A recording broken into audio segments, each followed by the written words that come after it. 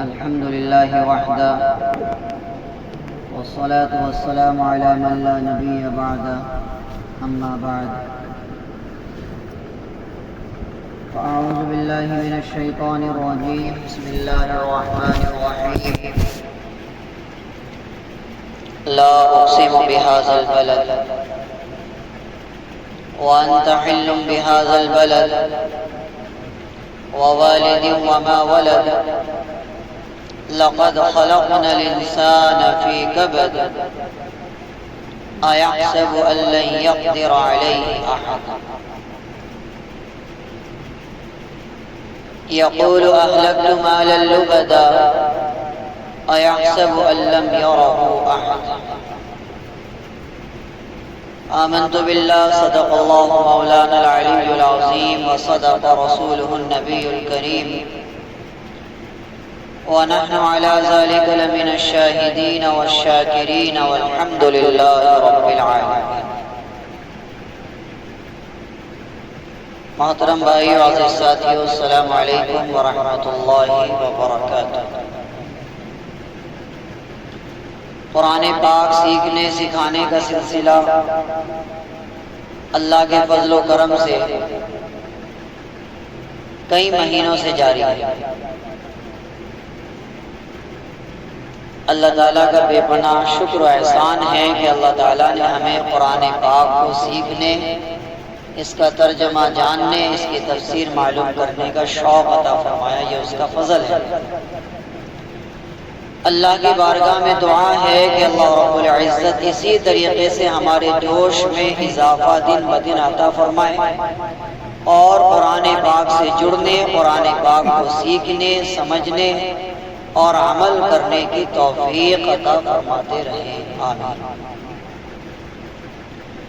عزیز ساتھیو، پچھلے ہفتے آپ کے سامنے والشمس وضحاہا اس سورت کو بڑی تفصیل کے ساتھ بیان کیا گیا. اللہ تعالیٰ نے اس میں 11 قسمیں کھائی. کس بات کی وجہ سے اللہ تعالیٰ نے 11 قسمیں کھائی وہ بات بیان کی گئی، اور بڑے ہی خوبصورت انداز میں اللہ رب العزت نے آسمان، زمین، چاند، سورج، ستارے، بہت ساری چیزوں کا اس سورت میں ذکر فرمایا تھا، جو پچھلے اتوار میں آپ کے سامنے میں نے بیان کیا. سلسلہ ایسے ہی چلتا رہا اور الحمدللہ آج ہم پہنچ گئے ہیں سورۃ البلد. جس سورت پر آج ہم بات کریں گے، سورت کا نام کیا ہے؟ سورہ بلد. اور اس کا نام لیا گیا ہے اسی سورت کی پہلی لائن کے جملے سے، لا اقسم بہذا البلد. تو اسی سے اس کا نام رکھا گیا ہے بلد. بلد کے معنی آتے ہیں عربی زبان میں شہر، سٹی. اللہ تعالیٰ اس سورت میں 4 5 6 7 چیزوں کو بیان فرما رہے ہیں جو بہت ہی زیادہ چنندہ اور بہت ہی زیادہ خاص باتیں ہیں، خاص چیزیں ہیں. اللہ تعالیٰ ان کا ذکر فرما رہے ہیں. پچھلی سورت میں آپ کے سامنے والشمس وضحاہا میں اللہ تعالیٰ نے فرمایا تھا قد افلح من زکاہا. وہ آدمی کامیاب ہے جس نے اپنے نفس کی اصلاح کر لی اور اپنے خواہشات پر قابو پا لیا، وہ اللہ کی نظر میں کامیاب ہے. وقد خاب من دساہا. اور میں نے بتایا تھا آپ کو کہ وہ آدمی ناکام ہے، برباد ہے، بیکار ہے اللہ کی نظر میں جس نے اپنے آپ پر قابو کرنا نہیں سیکھا. وہ بیکار ہے اللہ کی نظر میں، وہ کسی کام کا نہیں ہے. ظاہر سی بات ہے جو اپنا نہ ہو سکا وہ کس کا ہوگا؟ جس نے اپنے نفس پر قابو پانا نہیں سیکھا وہ کیا کرے گا زندگی میں؟ جو اپنے نفس کا غلام بن گیا، اپنی خواہشات کا غلام بن گیا، تو یقینی طور پر وہ نہ دنیا میں کسی کا کام میں آئے گا، نہ آخرت میں کسی کے کام.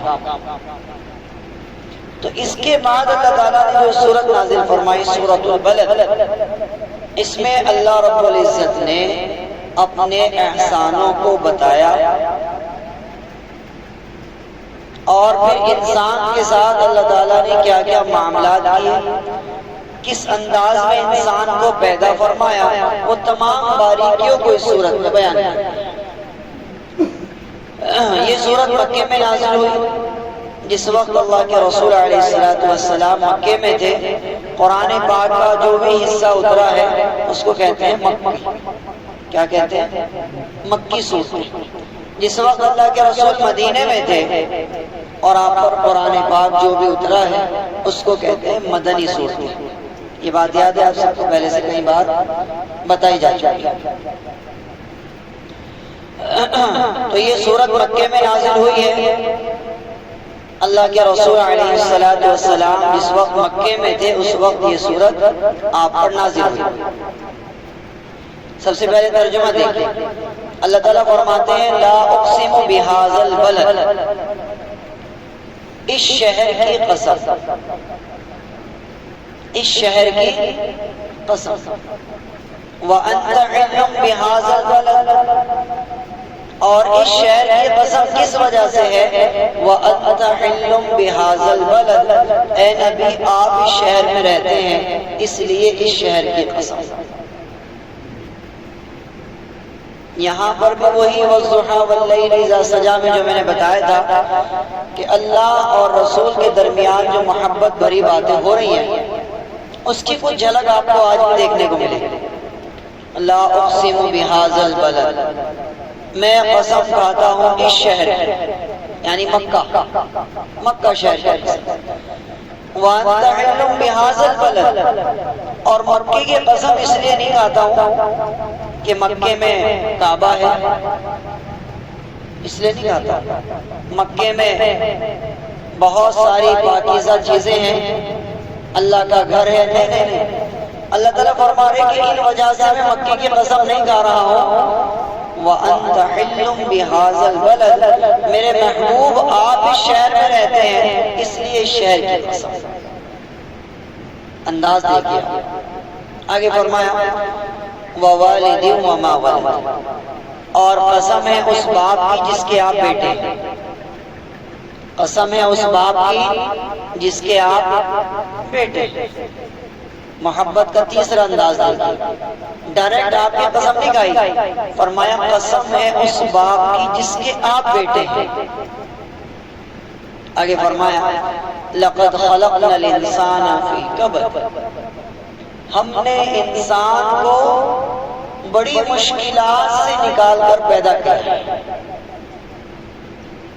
ماں کے پیٹ میں بڑی مشکل میں تھا نا، اندھیرے میں بھی تھا، جنگ بھی تنگ، بہت ساری جگہ جو تھی وہ بہت تنگ تھی، جگہ جو تھی وہ بہت تنگ تھی، اندھیرا بھی تھا، پانی بھی تھا، بچے دانی میں پانی ہوتا تھا، وہاں بھی تھا، بڑی مشکلات میں تھا انسان، ہم نے اس کو پیدا کیا۔ لَقَدْ خَلَقْنَا الْإِنسَانَ فِي كَبَدٍ، ہم نے انسان کو پیدا کیا بڑی مشکلات سے نکال کر۔ آگے فرمایا أَيَحْسَبُ أَن لَّن يَقْدِرَ عَلَيْهِ أَحَدٌ، مطلب میں آپ کو بعد میں سمجھاؤں گا، پہلے آپ ترجمہ سنتے چلے جائیں، عربی کی ہندی جانتے چلے جائیں۔ أَيَحْسَبُ أَن لَّن يَقْدِرَ عَلَيْهِ أَحَدٌ، کیا انسان یہ گمان کرتا ہے کہ اس پر قابو نہیں پایا جا سکتا؟ یعنی اللہ تعالیٰ انسان کی انا پہ چوٹ مار رہا ہے۔ کیا انسان یہ سمجھتا ہے کہ اللہ تعالیٰ اس پر ہمت نہیں رکھتے، قابو نہیں رکھتے؟ کیا انسان یہ سمجھتا ہے لَن يَقْدِرَ عَلَيْهِ أَحَدٌ کہ کوئی اس کو اپنے قابو میں نہیں لے سکتا؟ کیا انسان کی یہ سوچ ہے؟ غلط سوچ ہے۔ آگے فرمایا یقول اہلکت مالا لبدا، انسان یہ کہتا پھرتا ہے کہ میں نے اپنا بڑا مال اللہ کے نام پہ اڑایا، میں نے بڑا غریبوں کو کھلایا، بڑا غریبوں کو پہنایا، میں نے بڑی مسجدیں بنوائی، میں نے بڑے مدرسے میں چندے دیے۔ یقول اہلکت مالا لبدا، انسان یہ کہتا پھرتا ہے میں نے بڑا مال لٹایا۔ اب اس کا جواب اللہ تعالیٰ دے رہا ہے أَيَحْسَبُ أَن لَّمْ يَرَهُ أَحَدٌ، کیا انسان یہ سمجھتا ہے کہ اس کو کوئی دیکھ نہیں رہا؟ یعنی کتنا مال تو نے خرچ کیا اور کیسی نیت سے خرچ کیا، اللہ کی رضا مقصد تھا یا لوگوں کا دکھاوا مقصد تھا؟ یہ تو اللہ کو پتہ ہے۔ أَيَحْسَبُ أَن لَّمْ يَرَهُ أَحَدٌ، کیا انسان یہ گمان کر رہا ہے کہ اس کو کوئی دیکھ نہیں رہا، یقیناً اللہ دیکھ رہا ہے۔ آگے بیان کیا أَلَمْ نَجْعَلْ لَهُ عَيْنَيْنِ، کیا ہم نے انسان کو دو آنکھیں نہیں دی؟ وَلِسَانًا وَشَفَتَيْنِ، کیا ہم نے انسان کو زبان اور دو ہونٹ نہیں دیے؟ یعنی بتانے کا مقصد یہ ہے کہ ہم جو تمہارے رب ہیں، ہم نے تمہیں دو آنکھیں دی ہیں، تو ہمارے پاس دیکھنے کی کیسی طاقت ہوگی؟ ہم جو رب ہیں، ہم نے تمہیں بولنے کے لیے ایک زبان دی اور دو ہونٹ دیے، تو ہمارے پاس بات کرنے کے لیے کیا انداز ہوگا؟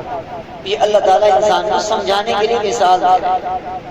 أَلَمْ نَجْعَلْ لَهُ عَيْنَيْنِ، کیا ہم نے انسان کو دو آنکھیں نہیں دی؟ وَلِسَانًا وَشَفَتَيْنِ، کیا ہم نے انسان کو زبان نہیں دی، دو ہونٹ نہیں دیے؟ وَهَدَيْنَاهُ النَّجْدَيْنِ، کیا ہم نے انسان کو دو راستے نہیں دکھائے؟ یہ اچھائی کا راستہ ہے، یہ برائی کا راستہ ہے۔ اس راستے پر چلو گے، سچائی کے راستے پر چلو گے تو تھوڑی سی مشکلات آ سکتی ہیں، کیونکہ آزمائشیں ہوتی ہیں نا، لیکن انشاءاللہ بعد کا راستہ بڑی آسائشوں کا ہے، جنت کا راستہ ہے۔ یہ جو راستہ ہے یہ برائی کا راستہ ہے۔ شروع میں کچھ چکا چوند نظر آ سکتی ہے، کچھ عیش و عشرت نظر آ سکتی ہے، لیکن اس کے بعد جہنم ہی جہنم ہے۔ وَهَدَيْنَاهُ النَّجْدَيْنِ، ہم نے انسان کو دونوں راستے دکھائے، اچھائی کا بھی دکھایا، برائی کا بھی دکھایا، پھر ہم نے انسان کو اختیار دے دیا، اب تیری مرضی ہے، چاہے تو نیکی کا راستہ اپنا لے، چاہے برائی کا راستہ اپنا لے، تجھے اختیار ہے۔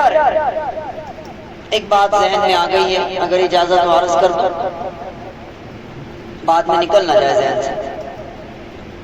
اکثر ہمارے سماج میں، ہماری مسلم سوسائٹی میں ایک بات بڑی مشہور ہے، جو بچے سے لے کے بوڑھے تک، عورت سے لے کے مرد تک، جوان ہو یا بوڑھا، عورت ہو یا مرد، سب کی زبانوں پر ایک ہی بات میں دیکھتا ہوں، جو کہ 100% غلط ہے۔ میں آپ کو سمجھا رہا ہوں۔ اکثر ہمارے یہاں یہ بات بولی جاتی ہے کہ اللہ کی مرضی کے بغیر پتہ بھی نہیں ہلتا۔ کچھ آپ نے تقریر کرنے والوں کو بھی یہ بات کہتے ہوئے سنا ہو، جو میرے جیسے بیچارے کم پڑھے لکھے ہیں۔ کیا کہتے ہیں؟ اللہ کی مرضی کے بغیر پتہ بھی نہیں ہلتا، اللہ کے حکم کے بغیر پتہ بھی نہیں ہلتا۔ اکثر یہ باتیں آپ نے سنی۔ تو یہاں پہ اللہ تعالیٰ کہہ رہے ہیں کہ ہم نے انسان کو دو راستے دیے، صحیح راستہ بھی، غلط راستہ بھی دکھایا، دونوں راستے اس کو دکھائے۔ آزمائش کے لیے ہم نے اس کو چھوڑ دیا تاکہ ہم اس کو آزما سکیں، یہ صحیح راستے پہ چلتا ہے یا غلط راستے پہ چلتا ہے۔ یہاں تک بات سمجھ آئی نا؟ اب دوسری طرف آئیے، اکثر مسلم سوسائٹی میں یہ بات آپ سنیں گے کہ اللہ کی مرضی کے بغیر پتہ بھی نہیں ہلتا۔ ایسا ہی ہوتا ہے نا، اللہ کے حکم کے بغیر کچھ بھی نہیں ہوتا دنیا میں۔ تو اگر یہ بات صحیح مان لی جائے تھوڑی دیر کے لیے، جو کہ بالکل غلط ہے، اگر یہ بات تھوڑی دیر کے لیے صحیح مان لی جائے کہ اللہ کی مرضی کے بغیر پتہ بھی نہیں ہلتا، تو پھر یہ دنیا میں جو زنا ہو رہا ہے، اس کا مطلب اللہ کی مرضی ہے اس میں۔ دنیا میں جو لوگ سود کھا رہے ہیں، اس کا مطلب اللہ کی مرضی ہے اس میں، کیونکہ اللہ کی مرضی کے بغیر تو پتہ بھی نہیں ہلتا۔ پوری دنیا میں جو لوگ اللہ کو چھوڑ کر بتوں کے سامنے جھک رہے ہیں، پہاڑوں کے سامنے جھک رہے، جانوروں کے سامنے جھک رہے، دریاؤں کو اپنا خدا مان رہے، جانوروں کی عبادتیں کر رہے، تو پھر اس میں بھی اللہ کی مرضی۔ اور آپ سب چھوڑ دیجئے، جو ہمارے نمازی جمعہ 8 دن آتے ہیں، اگر آپ ان سے کہو نماز پڑھ لے بھائی، تو وہ بھی آپ کو یوں بڑھ چڑھ کر کہے گا بھائی اللہ کی مرضی کے بغیر تو کچھ ہوتا ہی نہیں، تو اللہ میاں کی مرضی نہیں ہے میں بھی نماز پڑھوں پورے ہفتے، جمعہ اللہ میاں کی مرضی ہوتی ہے اس لیے نماز پڑھنے آ جاتا ہوں۔ سمجھ آ رہی ہے نا؟ ٹیکنیکلی بات ہے تو اسے آدمی یہ بات جواب ہے، یہ بات کہنے کی اللہ کی مرضی کے بغیر جب کچھ نہیں ہوتا تو پھر میں کیوں چکر میں پڑھوں؟ جب اللہ کی مرضی ہوگی میں نماز پڑھنے آ جاؤں گا۔ تو یہ بات 100% غلط ہے۔ یہ بات بیچ میں آ گئی ہے اگرچہ، لیکن یہ کہیں ذہن سے نکل نہ جائے اس لیے میں نے بیچ میں بتانا ضروری سمجھا۔ یہ بات 100% غلط ہے کہ اللہ کی مرضی کے بغیر کوئی کام نہیں ہوتا، غلط۔ الفاظوں کو تھوڑا سا چینج کرنا ہے. الفاظوں کو کیا چینج کرنا ہے؟ اللہ کی اجازت کے بغیر کچھ نہیں ہوتا دنیا میں. اللہ کی اجازت کے بغیر کچھ نہیں ہوتا. ابھی جو چوں چوں کر رہا ہے بھائی، اس میں بھی اللہ کی اجازت ہے.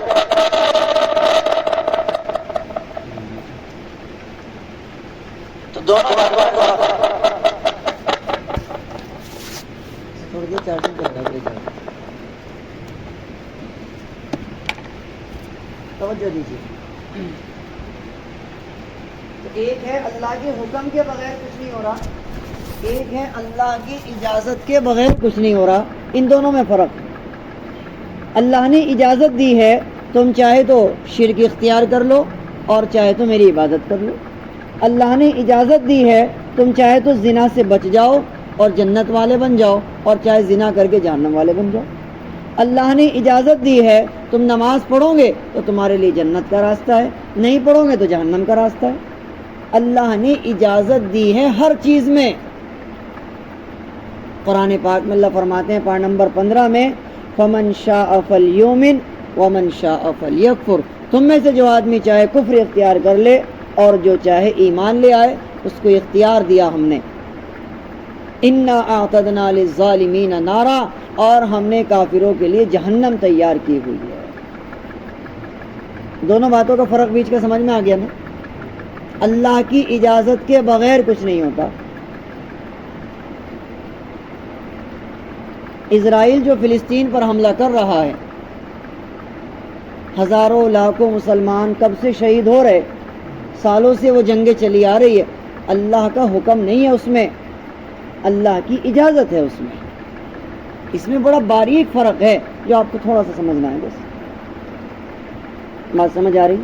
اللہ کی اجازت کے بغیر کچھ نہیں. تو یہاں پر جو آیت میں نے آپ کے سامنے پڑھی ہے، دوبارہ میں پڑھ دیتا ہوں. الم نجعل لہ عینین، کیا ہم نے انسان کو 2 آنکھیں نہیں دی؟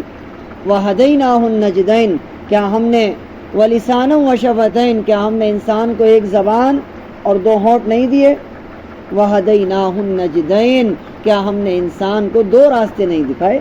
یعنی ہم نے انسان کو 2 راستے دکھائے، ایک صحیح راستہ ایک غلط راستہ.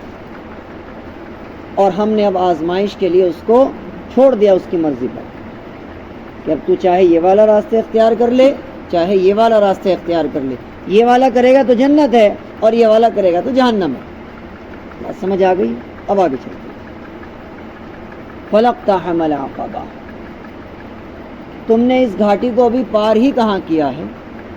وَمَا أَدْرَاكَ مَا الْعَقَبَةُ، اور اے نبی آپ کو معلوم بھی ہے کیا ہے وہ عقبہ.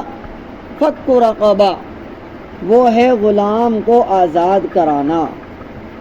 او اطعام فی یوم ذی مسغبہ، یا پھر کسی غریب کو کھانا کھلانا اس وقت جب حالت تنگی کی ہو، بہت زیادہ بڑی مہنگائی کی حالت ہے، آپ غریب کو کھانا کھلاتے ہیں بہت. او اطعام فی یوم ذی مسغبہ، کھانا کھلانا تنگی کی حالت میں. آگے فرمایا یتیما ذا مقربہ، یا پھر کھانا کھلانا یا اس کا خیال کرنا، ایسے یتیم کا خیال کرنا، ایسے یتیم کو کھانا کھلانا جو تمہارا اپنا رشتہ دار ہو. مقربہ کہتے ہیں رشتہ دار کو، قریبی رشتہ دار. ہمارے یہاں اکثر ایسا نہیں ہوتا، قریب والوں کا کوئی خیال نہیں کر رہا ہوتا، دوسروں کو جو ہے وہ بڑی امداد پہنچائی جا رہی ہوتی. اللہ تعالیٰ اس چیز کو بھی کنڈم فرما رہے، یتیماً ذا مقربہ، کھانا کھلانا اس یتیم کو جو تمہارے زیادہ قریبی رشتہ داروں میں ہو. او مسکیناً ذا متربہ، یا ایسے مسکین کا خیال کرنا جس کے پاس کھانے کے لیے ٹکڑا نہ ہو اور پہننے کے لیے کپڑا نہ ہو. مسکین اسی کو کہتے ہیں. آگے فرمایا ثم کان من الذین آمنوا، اے ایمان والو تم ایسے بن جاؤ، اے لوگو تم ایسے ہو جاؤ جو ایمان لائے، وعملوا الصالحات، اور نیک کام کیے، وتواصوا بالصبر وتواصوا بالمرحمہ، اور صبر کرنے والے بن جاؤ اور نرمی اور شفقت کرنے والے بن جاؤ. نرمی اختیار کرو اور صبر کا معاملہ اختیار کرو. उलाइका अस्हाबुल मैमना, और यही लोग हैं जो अल्लाह के पसंदीदा लोग हैं।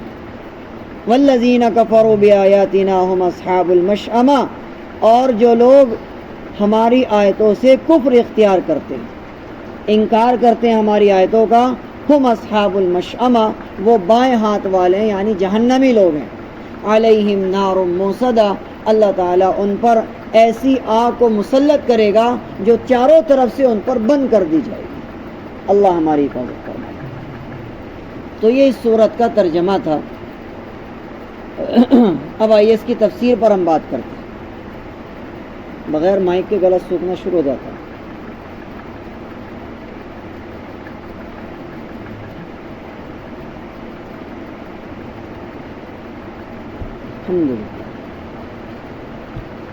इस सूरत के बारे में मैंने आपको सबसे पहले बताया कि ये सूरत उस वक्त नाजिल हुई जब अल्लाह के रसूल अलैहिस्सलातु वस्सलाम मक्के में थे। कहाँ थे आप? मक्के में। मक्का किस जगह का नाम है? मक्का एक शहर का नाम है जो सऊदी अरब के अंदर मौजूद है। कहाँ मौजूद है? सऊदी अरब। मक्का और मदीना दो शहरों के नाम हैं अलग अलग। मक्का और मदीना में 300 किलोमीटर का फासला है तकरीबन। कितना? जैसे यहाँ से आप बम्बई चले जाएं तो मक्का और मदीना में तकरीबन 300 किलोमीटर का फासला है। तो जब अल्लाह के रसूल मक्का शहर में होते थे, आपके ऊपर आसमान से कुरान उतरता था, तो जितनी भी सूरतें उतरती थी उन सूरतों को कहा जाता था कि ये सूरतें मक्की हैं। क्या कहा जाता? ये सूरतें मक्की हैं। और जब अल्लाह के रसूल मदीना शहर में होते और आपके ऊपर कुरान पाक उतरता, जितनी भी सूरतें उतरती उन सूरतों का नाम रखा जाता कि ये मदनी सूरतें। याद रहेगी बात इंशाअल्लाह। कुछ हजरात नए हैं इसलिए मैंने ये बात दोबारा रिपीट कर दी। अल्लाह फरमाते हैं ला उक़सिमु बिहाज़ल बलद, मैं कसम खाता हूँ इस शहर की। कौन से शहर की? मक्का शहर की। हालांकि इसमें मक्के का नाम तो नहीं लिया गया, लेकिन अल्लाह के रसूल अलैहिस्सलाम मक्के में थे उस वक्त जब ये सूरत नाजिल हुई, इसलिए उलमा ने लिखा है कि इसका मतलब मक्का ही है। और फरमाया व अंत हिल्लुम बिहाज़ल बलद, और ए नबी आप मक्के में हैं इसलिए मैं मक्के की कसम खा रहा हूँ। अल्लाहु अकबर कबीरा। आप अंदाज़ा लगाइए कि अल्लाह और रसूल के दरमियान किस कदर मोहब्बत है और किस कदर उल्फत है। हालांकि मक्का शहर में बड़ी बड़ी मुक़द्दस चीज़ें हैं। हजर अस्वद है वहाँ पर, जो जन्नत से आया हुआ एक पत्थर है, हज़रत आदम लाए थे। काबतुल्लाह है, काबा है जिसकी तरफ हम रुक कर के नमाज़ पढ़ते हैं। इसके अलावा मकाम इब्राहीम एक पत्थर है जिसके ऊपर इब्राहीम अलैहिस्सलाम ने खड़े होकर के काबे की तामीर की थी। इसके अलावा सफ़ा मरवा पहाड़ी है, ओहद पहाड़ है, बहुत सारी चीज़ें हैं वहाँ पर। अल्लाह ताला ने फरमाया उनकी वजह से मैंने कसम नहीं खाई, सिर्फ कसम इसलिए खाई कि नबी आप मक्का शहर में हैं। इससे मालूम होता है कि मक्का शहर की जो वैल्यू बनी है वो मोहम्मद के होने की वजह से बनी है सल्लल्लाहु अलैहि वसल्लम। आगे फरमाया ववालिदिन वमा वलद, और कसम है बाप की, उस बाप की जिसके आप बेटे हैं। इसके दो मतलब उलमा ने लिखे। एक मतलब तो यह है कि हज़रत इब्राहीम अलैहिस्सलाम की कसम खाई गई क्योंकि अल्लाह के रसूल अलैहिस्सलाम इब्राहीम अलैहिस्सलाम की नस्ल में से है। क्या समझ आई? अल्लाह के रसूल इब्राहीम की नस्ल में से हैं, इसलिए कसम खाई गई। दूसरा मतलब उलमा ने लिखा है कि अल्लाह के रसूल अलैहिस्सलाम के जो वालिद हैं जिनका नाम है अब्दुल्लाह, क्या नाम था हमारे नबी के अब्बा का? अब्दुल्लाह, उनकी कसम खाई गई है। अल्लाह के रसूल अलैहिस्सलाम ने फरमाया एक हदीस में कि मेरे बाप अब्दुल्लाह से लेकर आदम अलैहिस्सलाम तक पूरी की पूरी नस्ल में न किसी ने शराब पी है, न किसी ने जिना किया है, और ना ही किसी ने बुतों की इबादत की है। सब के सब पाक हैं। बात समझ में आ रही है? सब के सब पाक थे। अल्लाह रब्बुल इज़्ज़त ने इसलिए हज़रत अब्दुल्लाह की कसम खाई है। तो इसके दोनों मतलब उलमा ने लिखे। आगे फरमाया लक़द खलक़नल इंसान फ़ी कबद, कि हमने इंसान को बड़ी मुश्किलात से निकाल कर पैदा किया है। کبد کہتے ہیں عربی زبان میں اس زمانے کو جس وقت بچے کے دانت نکل رہے ہیں. بڑی تکلیف ہوتی ہے نا اس وقت, ماں کو بھی تکلیف ہوتی ہے کیونکہ بچہ ہر وقت روتا رہتا ہے, رینگتا رہتا ہے, پریشان کرتا ہے, چپ نہیں ہوتا. کبھی اس کو بخار صبح کو ہے تو کبھی شام کو ہے تو کبھی رات کو ہے, بار بار اس کو بخار آتا ہے, بار بار اس کو بیت الخلا لگتی ہے. بڑا مسئلہ رہتا ہے بچے کا جس وقت دانت نکلتے ہیں. تو عربی زبان میں کبد کہتے ہیں اس زمانے کو جس وقت دانت نکل رہے ہوتے ہیں. تو اللہ فرماتے ہیں لقد خلقنا الانسان فی کبد, ہم نے انسان کو پیدا کیا بڑی مشکلات سے نکال کر. اب اس کے علماء نے اور بھی مطلب لکھے ہیں. آپ یہ اندازہ لگائیے کہ جب آپ کسی کا فوٹو کھینچتے ہیں, تصویر بناتے ہیں, تو آپ کیا کرتے ہیں؟ سب سے پہلے تو اس چیز کا خیال کیا جاتا ہے کہ تصویر جہاں بنائی جا رہی ہو وہاں پر روشنی ہونی چاہیے. ایسا ہی ہوتا ہے نا بھئی, یا تو فلیش لائٹ چلتی ہے کیمرے کی, یا پھر جہاں پر آپ فوٹو لے رہے ہیں وہاں پر لائٹ ہونی چاہیے. جیسے کہ آپ نے دیکھا بڑی بڑی لائٹیں ہوتی ہیں جہاں پر شوٹنگ ہو رہی ہوتی ہے. جی اسی طریقے سے دوسری چیز کا یہ خیال رکھا جاتا ہے کہ وہاں پر پانی نہیں ہو, کیمرہ خراب ہو جائے گا, تصویر اچھی نہیں آنے کی, فوٹو اچھا نہیں آنے کا, ویڈیو اچھی نہیں بننے کی اگر آپ پانی میں بنائیں گے. تو پانی سے دور رکھا جاتا ہے تصویر کو, اور کس سے؟ اندھیرے سے دور رکھا جاتا ہے. لیکن اللہ رب العزت پر آپ قربان جائیے کہ ماں کے پیٹ میں اندھیرا بھی بے پناہ موجود ہے اور پانی بھی موجود ہے, اور پھر اللہ رب العزت نے پانی کے ایک قطرے سے اتنا خوبصورت ترین انسان بنا دیا. یہ اللہ تعالیٰ اپنی قدرت کو بیان فرما رہے ہیں. ہم نے انسان کو ایک پانی کے قطرے سے بنا دیا. اللہ تعالیٰ ایک دوسری جگہ بیان فرما رہے انا خلقنا الانسان من نطفۃ امشاج, ہم نے انسان کو ایک ناپاک قطرے سے پیدا کیا. امشاج کہتے ہیں گندا, ناپاک, بیکار, فضول قطرہ, ہم نے اس سے پیدا کیا انسان کو. سمجھ آ رہی ہے؟ تو یہاں پر فرمایا لقد خلقنا الانسان, ہم نے انسان کو پیدا کیا فی کبد, بڑی مشکلات سے نکال کر پیدا کیا. علماء مفسرین نے لکھا ہے, بڑا زبردست واقعہ ہے, شاید آپ نے آج سے پہلے کبھی نہ سنا ہو. جس وقت حضرت آدم علیہ السلام کی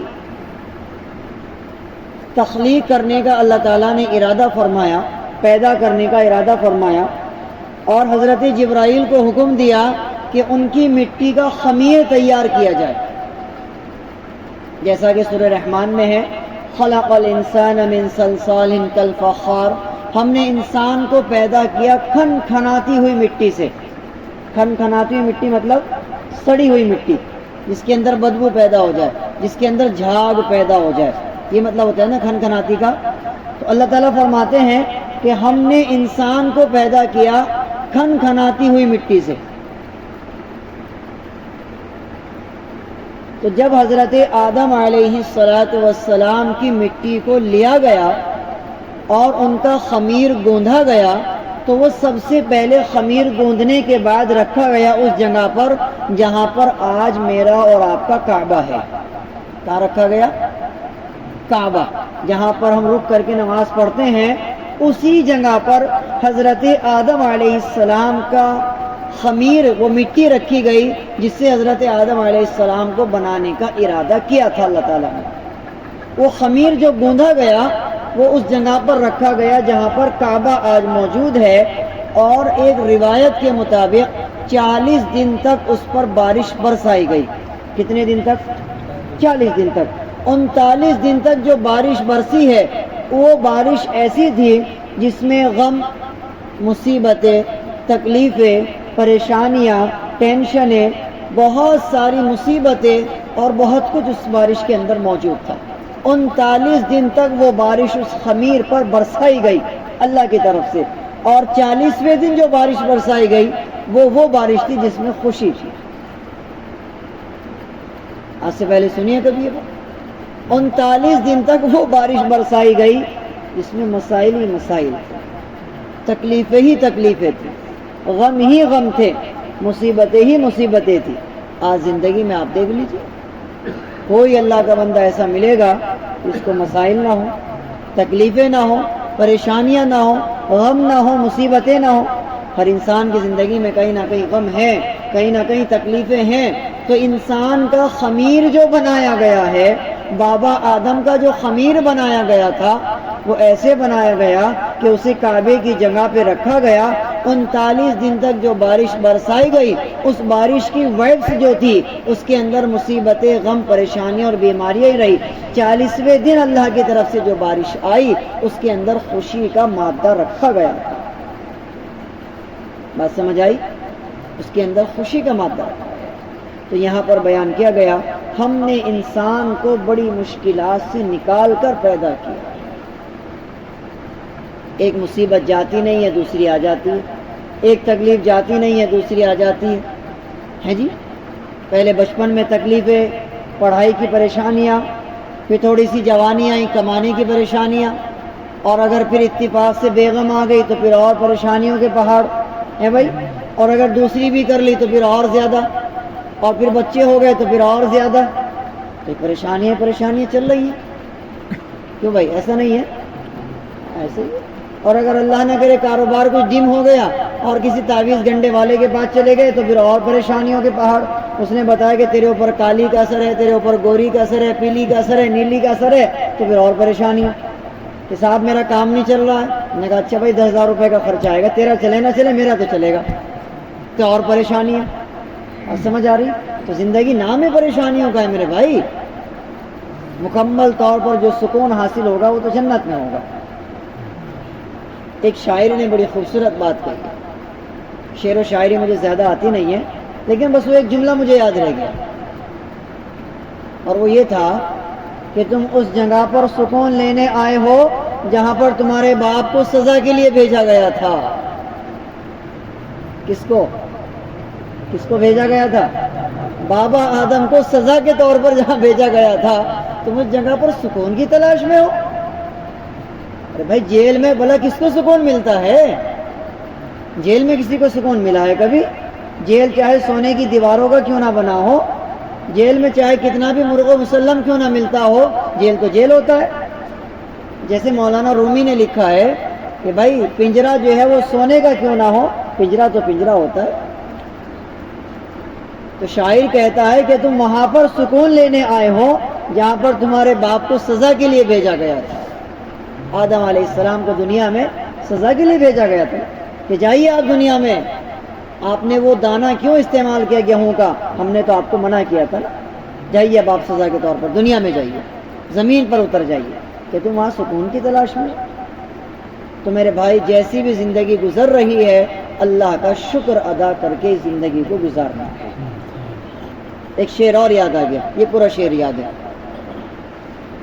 علامہ اقبال نے کہا تھا نہ ہر دم خوشی اچھی نہ ہر دم ملال اچھا، خدا جس حال میں رکھے وہ حال اچھا۔ کیسی رہی؟ نہ ہر دم خوشی اچھی نہ ہر دم ملال اچھا، خدا جس حال میں رکھے وہ حال اچھا۔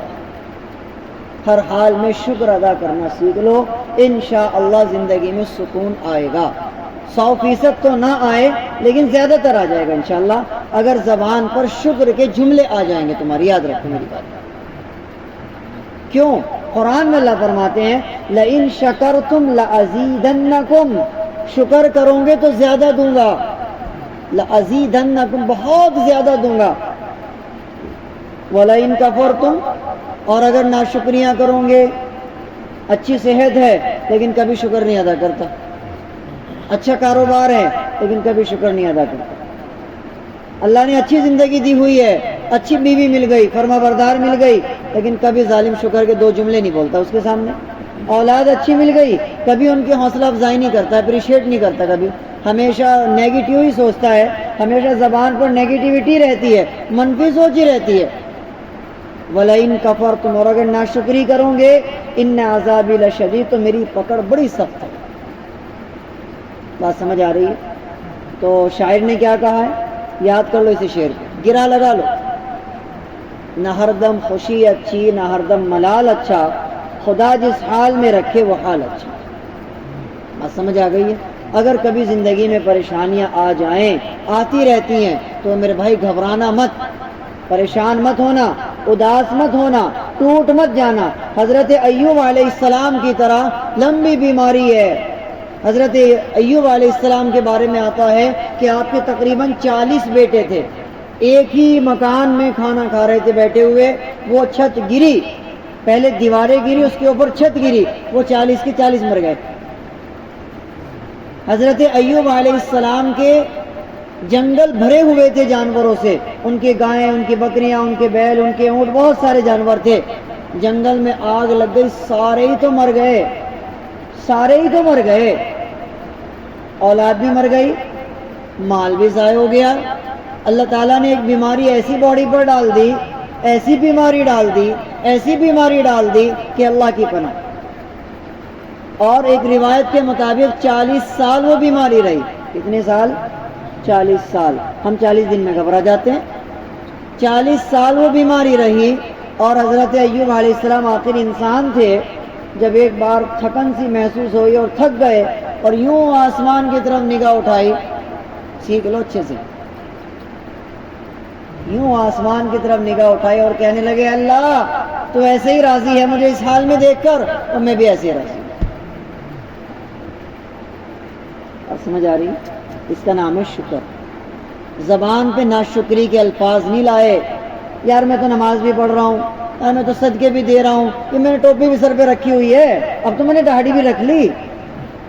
کچھ لوگوں کو میں نے کہتے ہوئے سنا ہے، یار اب تو ہم نے داڑھی بھی رکھ لی، یار اب تو ہم نماز بھی پڑھ رہے 5 ٹائم کی، اب تو سر پہ ٹوپی 24 گھنٹے رکھ رہے، ہم ٹوپی بھی اتنی اونچی والی رکھ رہے۔ ایک ہمارے حکیم جی دوست ہیں، وہ ایک دن مجھے کہنے لگے ارے مولانا کچھ دعائی کر دو، پریشانیاں جانے کا نام ہی نہیں لے رہی، کہ 4 انچی چوڑی ٹوپی اوڑھ رکھی میں نے، کہ اللہ میاں کچھ تو خیال کر لیں میرا۔ بات سمجھ آ رہی؟ اللہ میاں کو لوگ بلیک میل کر رہے، بتاؤ، کہ 4 انچی چوڑی ٹوپی اوڑھ رکھی، اتنی چوڑی ٹوپی ہوتی ہے نا بہت سی، وہ عبدالعظیم والی نام سے ٹوپی آتی ہے نا، کافی چوڑی ہوتی ہے وہ، کہ 4 انچی اونچی ٹوپی اوڑھ رکھی میں نے، اب تو اللہ میاں میرا خیال کر لے، کہ مصیبتیں جانے کا نام نہیں لے رہی۔ مطلب اللہ میاں پہ احسان جتا رہا ہے وہ نماز پڑھ کے، اللہ میاں پہ احسان جتا رہا ہے ٹوپی اوڑھ کے داڑھی رکھ کر۔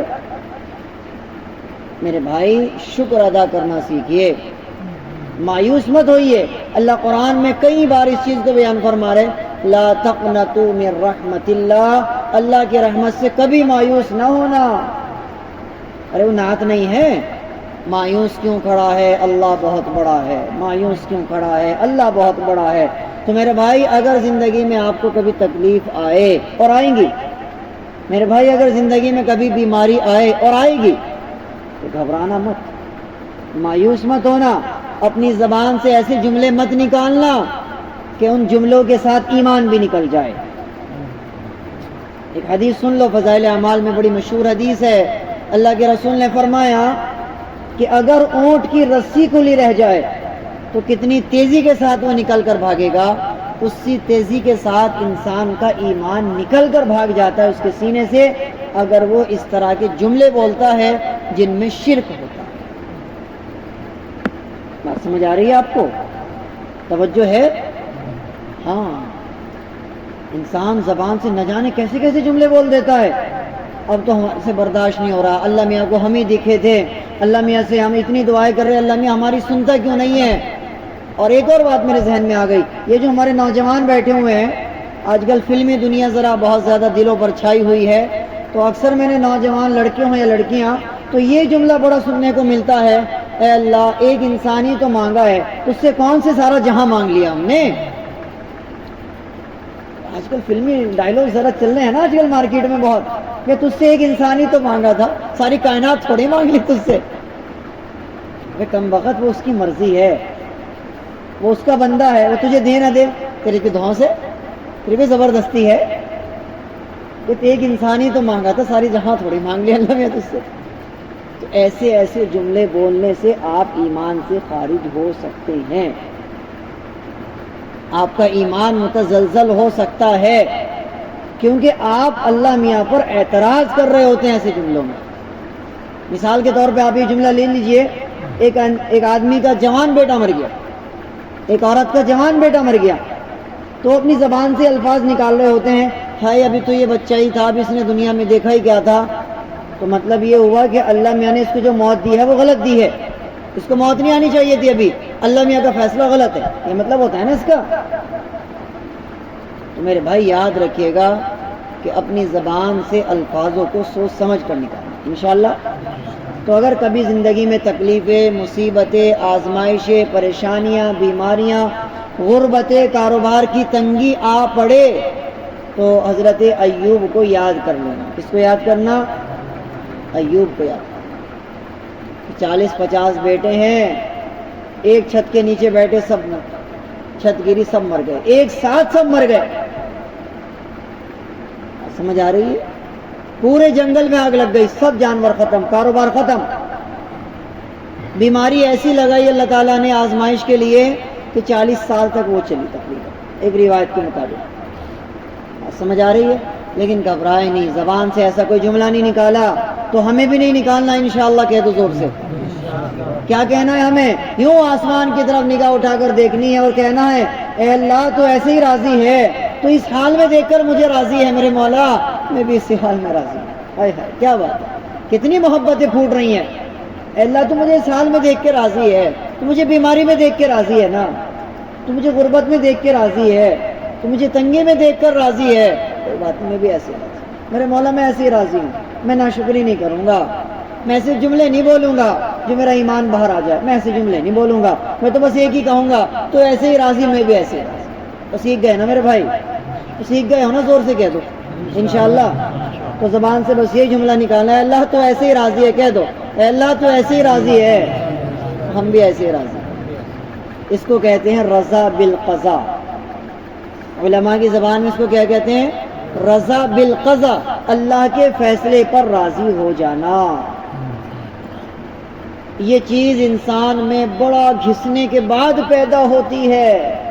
حضرت مولانا اشرف علی تھانوی کا نام سنا میرے بھائی؟ سنا ہے؟ مولانا اشرف علی تھانوی رحمۃ اللہ علیہ لکھتے ہیں اپنی کتاب میں، اس کتاب کا نام بھی یہی ہے رضا بالقضاء نہ، اس کتاب کا نام ہے تسلیم و رضا۔ اس میں حضرت مولانا لکھتے ہیں کہ مجھے تقریباً یہ چیز 30 سال کی بڑی محنت کے بعد جا کے حاصل ہوئی ہے کہ اللہ جس طرح تو راضی اس طرح میں راضی۔ 30 سال محنت کرنے کے بعد دل اس چیز پر راضی ہوا، دل میں یہ چیز پیدا ہوئی۔ اتنے بڑے عالم، اتنے بڑے ولی کے دل میں 30 سال میں جا کے یہ چیز پیدا ہوئی ہے، رگڑنے کے بعد اپنے آپ کو، اے اللہ تو مجھے اس حال میں دیکھ کے راضی ہے، میں بھی اسی حال میں راضی ہوں۔ دل نہیں کانپ رہا ہم لوگوں کا؟ سمجھ آ رہی ہے؟ تو ذہن میں رہے گی بات انشاءاللہ۔ تو اللہ فرماتے ہیں لقد خلقنا الانسان فی کبد، ہم نے انسان کو پیدا کیا بڑی مشکلات سے نکال کر پیدا کیا، یعنی ہمارا احسان ہے یہ انسان پر۔ آگے فرمایا ایحسب ان لن یقدر علیہ احد، کیا انسان یہ سوچتا ہے کہ اس پر ہم قادر نہیں ہیں، ہم اس پر طاقت نہیں رکھتے، ہم اس پر ہمت نہیں رکھتے؟ اس آیت کے پیچھے ایک شان نزول ہے۔ شان نزول یاد ہے کسی کو؟ کس کو کہتے ہیں شان نزول؟ کوئی بتائے گا؟ ہے بھائی؟ شان نزول میں نے آپ کو بتایا تھا شروع میں کہ قرآن پاک کی کوئی بھی صورت، کوئی بھی آیت، کوئی بھی لائن جو اترتی ہے اس کے پیچھے قصہ ہوتا ہے، ایک وجہ ہوتی ہے اس کے اترنے کی۔ اب جیسے یہ صورت اتری ہے نا، اس کے پیچھے بھی ایک قصہ، ایک کہانی ہے۔ کیا کہانی ہے وہ سنیے۔ ایحسب ان لن یقدر علیہ احد یقول هلکت مالا لبدا، انسان کہتا پھرتا ہے کہ میں نے تو بڑا مال لٹا دیا۔ ایک آدمی تھا جس کا نام تھا عبد العزیٰ، عبد العزیٰ اس کا نام تھا، مسلمان نہیں ہوا تھا۔ وہ ہمارے نبی پاک محمد رسول اللہ صلی اللہ علیہ وسلم کے پاس آیا اور آ کر کہنے لگا محمد تو اپنے دین کی بڑی تبلیغ کرتا ہے اور لوگوں سے کہتا ہے کہ مجھ پر ایمان لے آؤ سارے گناہ معاف ہو جائیں گے، میں نے ایک بہت بڑا گناہ کیا ہے لیکن میں بتاؤں گا نہیں گناہ کیا کیا ہے۔ اللہ کے رسول سنتے رہے کہ میں نے بڑا گناہ کیا ہے لیکن میں چاہتا ہوں کہ وہ معاف ہو جائے، تو بتا مجھے میں کیا کروں، تو بتا مجھے میں کیا کروں، کیسے وہ گناہ معاف ہوگا؟ اللہ کے رسول نے فرمایا کہ غریب کو کھانا کھلاؤ، صدقہ کرو خوب کثرت سے، تمہارا گناہ معاف ہو جائے گا۔ تمہارا گناہ معاف ہو جائے. اب وہ مذاق اڑاتے ہوئے کہنے لگا, وہ تو اصل مذاق اڑانے کے لیے آیا تھا, وہ کہنے لگا لو جی میں نے تو اتنا مال اپنا اڑا دیا, میں نے تو اتنا مال اپنا خرچ کر دیا, اب یہ محمد یہ کہہ رہا کہ اور مال خرچ کر, بھلا مجھ سے نہیں یہ کام ہوتا, میں نے تو بہت مال خرچ کر دیا. بات سمجھ میں آ گئی, قصہ سمجھ میں آیا کہ میں نے تو اپنا بہت مال اڑا دیا ہے, میں نے تو اپنا بہت مال خرچ کر دیا ہے, اور محمد مجھے اور مال خرچ کرنے کو کہہ رہا, میں نہیں کرنے کا اور مال خرچ. بات سمجھ میں آئی. تو وہ یہ بات کہتے ہوئے ہنسی مذاق اڑاتے ہوئے اللہ کے رسول کے پاس سے جانے لگا, تو فوراً یہ آیت نازل ہو گئی, یقول اہلکت مالا لبدا, وہ کہہ رہا ہے کہ ہم نے تو بڑا مال اڑا دیا, ہم نے تو بڑا مال خرچ کر دیا. آگے اللہ تعالیٰ نے فرمایا ایحسب ان لم یرہ احد, کیا وہ یہ سوچتا ہے, وہ یہ گمان کرتا ہے کہ اس کو کوئی دیکھ نہیں رہا. یعنی ہمیں پتا ہے کہ تو نے کتنا مال خرچ کیا اپنے گناہ کو معاف کرانے کے لیے. بات سمجھ میں آ گئی, قصہ سمجھ میں آ گیا نا اچھے سے. تو یہ اس آیت کے پیچھے کا واقعہ ہے. اس سے یہ بات معلوم ہوتی ہے, اللہ کے رسول علیہ السلام نے فرمایا کہ اپنے گناہ کی تلافی کے لیے اپنے مال کو خرچ کر. اس سے معلوم ہوتا ہے کہ ہمارے یہاں جو ایک کلچر بنا ہوا ہے, کوئی گناہ ہو گیا, کوئی غلطی ہو گئی, تو بہت سے لوگوں کو آپ دیکھیں گے یہ کرتے ہیں, اللہ میری توبہ, اللہ میری توبہ, اللہ میری توبہ, ایسے کان پکڑتے ہیں نا, ہے جی, اللہ میری توبہ, اللہ میری توبہ کر کے ادھر سے کان پکڑ لیا, ادھر سے کان پکڑ لیا, تو اس سے کچھ ہونے والا نہیں ہے. یا تو آپ 2 رکعت پڑھ کر صلاۃ التوبہ پڑھیے, وضو کر کے 2 رکعت پڑھیے صلاۃ التوبہ کے نام سے, تب آپ کا گناہ معاف ہوتا ہے. بات سمجھ آ رہی ہے؟ آپ سے کوئی بھی گناہ ہوتا ہے تو آپ 2 رکعت پڑھیے وضو کر کے صلاۃ التوبہ, تب آپ کا گناہ معاف ہوتا ہے. اس کے بعد آپ روئیے, گڑ گڑائیے, اللہ سے معافی مانگیے. یا پھر آپ بڑے پیمانے پر مال کو خرچ کیجئے, صدقہ کیجئے آپ, تب بھی آپ کا گناہ معاف ہو جاتا ہے. بات سمجھ آ رہی ہے؟ لیکن یہ وہ گناہ معاف ہوگا جس کا تعلق اللہ کی ذات سے ہوگا. وہ گناہ معاف ہرگز نہیں ہوگا جس کا تعلق انسان سے ہوگا. اس کو سمجھ لیجیے اچھے سے. آپ نے ایک آدمی کو چوٹ پہنچائی ہے, ایک آدمی کے دل کو آپ نے تکلیف پہنچائی ہے, تو وہ گناہ تو تبھی معاف ہوگا جب آپ اس سے معافی مانگیں گے. ایسے نہیں معاف ہونے کا. ہو بات سمجھ آ گئی میرے بھائی؟ اس سے معافی مانگنی پڑے گی آپ کو. اگر آپ یہ سوچ رہے ہیں کہ میں 2 رکعت پڑھ کے معافی مانگ لوں گا, نہیں, معاف نہیں ہونے کا. اگر آپ یہ سوچ رہے ہیں کہ میں صدقہ کر دوں گا معاف ہو جائے گا, نہیں, معاف نہیں ہونے کا. جس گناہ کا تعلق انسان سے ہے وہ تو آپ کو انسان سے ہی معافی مانگنی پڑے گی. وہ جب تک معاف نہیں کرے گا وہ معاف نہیں ہوگا. آپ چاہے تہجد میں الٹے لٹک جائیے. بات سمجھ آ گئی ہے؟ ہاں, جس گناہ کا تعلق اللہ سے ہے اللہ چاہے گا اس کو معاف کر دے. ذہن میں رہے گی بات انشاءاللہ. وہی چیز یہاں پہ بیان کی گئی ہے, ایحسب ان لم یرہ احد الم نجعل لہ عینین, کیا ہم نے انسان کو 2 آنکھیں نہیں دی. یعنی اللہ تعالیٰ اس میں اپنا احسان جتا رہے ہیں کہ ہم نے انسان کو 2 آنکھیں دی. ولسانا وشفتین, ہم نے انسان کو زبان دی اور ہم نے انسان کو 2 ہونٹ دیے. یعنی انسان کے جسم میں آنکھیں, زبان اور ہونٹ بہت بڑا کردار ادا کرتے ہیں. کیا کرتے ہیں؟ بہت بڑا کردار ادا کرتے ہیں. تو انسان کو اس پر غور کرنے کی ضرورت ہے. اس کے بعد فرمایا وَهَدَيْنَاهُ النَّجْدَيْنِ, ہم نے انسان کو 2 راستے دیے. صحیح راستہ بھی دکھایا اور غلط راستہ بھی دکھایا. بات سمجھ آ رہی ہے؟ ایک سوال یہاں آپ کے ذہن میں پیدا ہو سکتا ہے کہ اللہ تعالیٰ نے انسان کو پیدا کیوں کیا ہے. یہ سوال آپ کے ذہن میں پیدا ہو سکتا ہے. ضرورت کیا تھی انسان کو پیدا کرنے کی؟ اللہ تعالیٰ اس کا جواب دیتے ہیں قرآن پاک میں پارہ نمبر 29 میں صفحہ نمبر 1 پر.